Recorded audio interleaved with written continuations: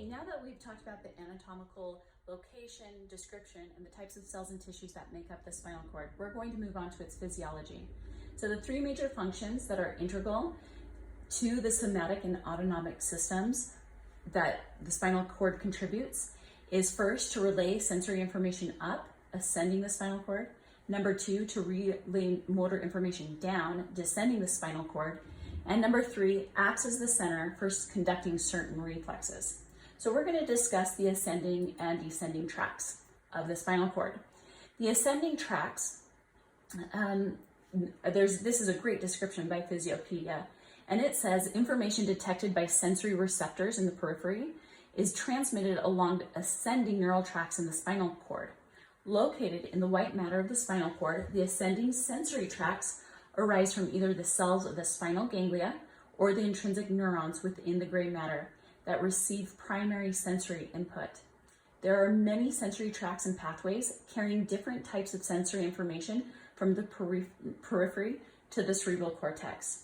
And I really like this picture because it shows how there are sensory neurons coming in, and they come in through the dorsal root ganglion, and the message transfers through the gray matter, and then the tract goes up into the brain, and so that it can receive the sensory information. We're going to discuss this further in the next slide. So types of ascending tracts. So there is the spinal thalamic tract, there is the dorsal column or medial lemniscal pathway, there's the spinal cerebral tract, and within those there's divisions. So here is the lateral spinal thalamic tract. And what it does is it carries information about pain and temperature. The anterior spinal thalamic tract carries information about crude touch to the brain. Next, the dorsal column or medial lemniscal pathway. This is the largest, as can you tell from the picture, it's the largest ascending tract, and it's divided into two subcategories, the fasciculi gracialis and cuneatus.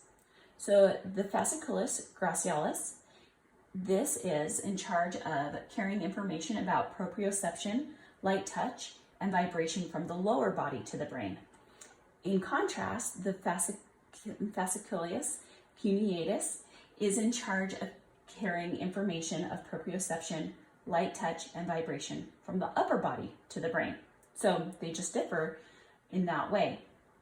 The next is the spinal cerebral tract, and you can see that. Here's the anterior and posterior. So the spinal cerebral pathways are in charge of proprioception from skeletal muscles. So that's what these are for. And they take the information from skeletal muscles up to the brain. So I really like this graphic, and it got a little blurry as it got bigger on the computer screen, but in blue you can see the spinal cerebral pathway, and you can see that there's sensory coming in from a muscle. It's coming in through the dorsal root where all sensory information comes in. It comes up and is transferred into the cerebellum of the brain.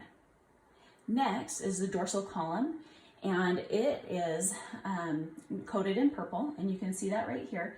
And this is the discriminative touch sensation. So it projects information across the medulla. So you get up here to the medulla, and then it goes across and is transferred to the opposite side. The spinal cerebral stays on the same side, where this the next one, this dorsal column, it reverses sides, and this is touch receptors, joint receptors. That's what those cover. So the next one is the spinal thalamic tract pathway, and it carries non-discriminate sensations. And so you can see here there's temperature and pain receptors in both your hand and your foot, and the sensory information is put into the dorsal root, goes into the gray horn of the spinal cord, and then is transferred up into the primary somosensory cortex of the brain to be processed. Next, we're going to discuss the descending tracts of the spinal cord and its function. The descending tracts of the spinal cord relay motor commands from the primary motor cortex and are involved in the control of voluntary and involuntary muscle movement and movements throughout the body. So up here you can see the primary motor cortex, and it's coming down. You can see it descending. And here, there is the medulla is right here, and you can see that right here is where it divides. And the lateral corticospinal tract goes this way, and the anterior corticospinal tract goes this way. And we're going to discuss these tracts a little bit more in depth.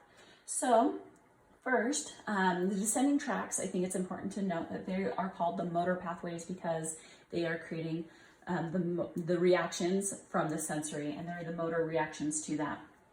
So the lateral corticospinal tract is located right here, and it controls the appendicular muscles of the arms and legs. So it creates movement to the muscles in the arms and legs. The anterior cortical tract is actually not located on this graphic, but it is in charge of the proximal muscles of the trunk. The rubrospinal tract is this one right here, and it is actually it's the red nucleus is how OpenStax explained it. And how I read it, it's kind of the SOS system of the body, of the tracts, because it sends corrective directions from the primary motor cortex to the spinal cord in order to resolve conflicts between motor command and body position. And so if your body's, your brain's telling it to do one thing, but your body is doing another, this one takes the information to correct the movement and to make it make sense in your brain. So important. The vestibulospinal tract is located right here, and it maintains head and eye coordination, upright posture and balance, and conscious realization of spatial orientation and motion. And so that is vestibular. It's all about balance. The reticulospinal tract, located right here. It coordinates movements of the trunk and proximal limb muscles in relation to posture and movement.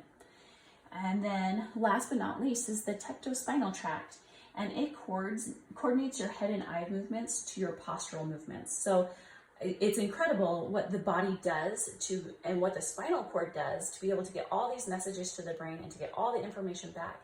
It truly, the main function is to relay all of this information.